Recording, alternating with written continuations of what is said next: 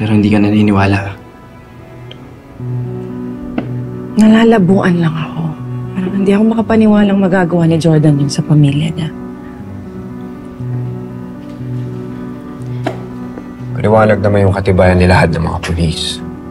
Sa kami dokumento nagsasabi talaga na sumakay sila ng eroplano papuntang Amerika. Parang mahal ni Jordan ang pamilya niya. Ikaw, di ba mahal mo din naman si Billy? Pero umalis ka. Tapos, at binabanggit mo na naman yan. Ano sinasabi ko lang yun para masabi yung punto ko. Dahil kahit gaano mo kamahal ang isang tao, kailangan mo magdesisyon. Kahit masakit, kahit mahirap. Sounds like kinakampihan mo si Jordan. But the question is, bakit? Kinakampihan mo ba siya dahil naiintindihan mo yung nararamdaman niya?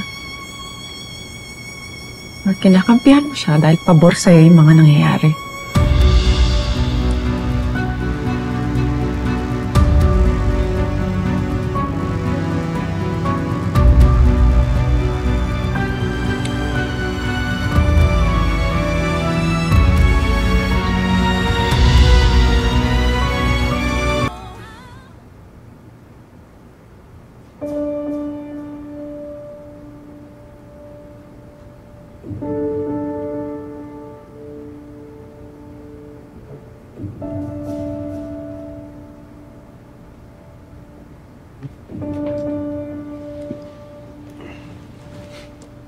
Pasensya na ako na-offend kita.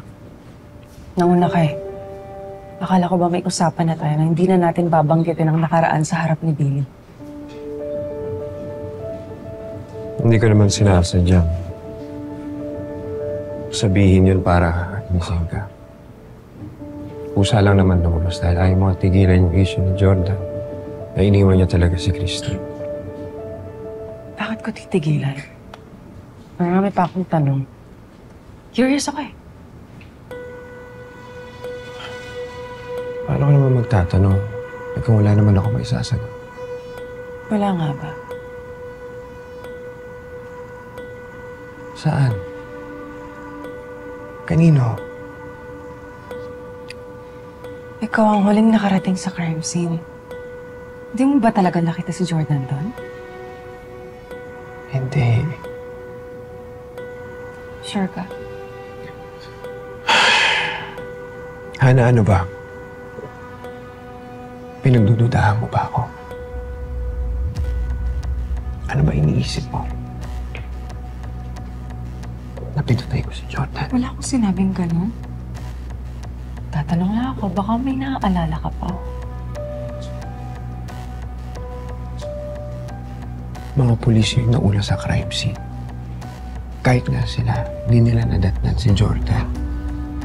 Yung mga witness, sinasabi nila na hindi nila nakita si Jordan at si Junior.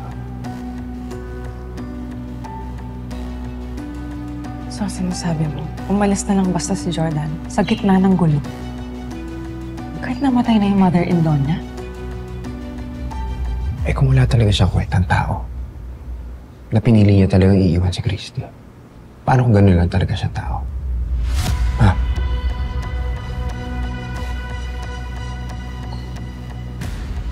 Pero kung titignan mo,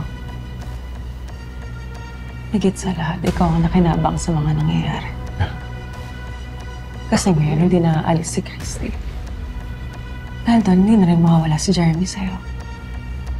At ngayon, wala na rin si Jordan. So I guess, ikaw na ngayon ulit ang sasalo kay Christy.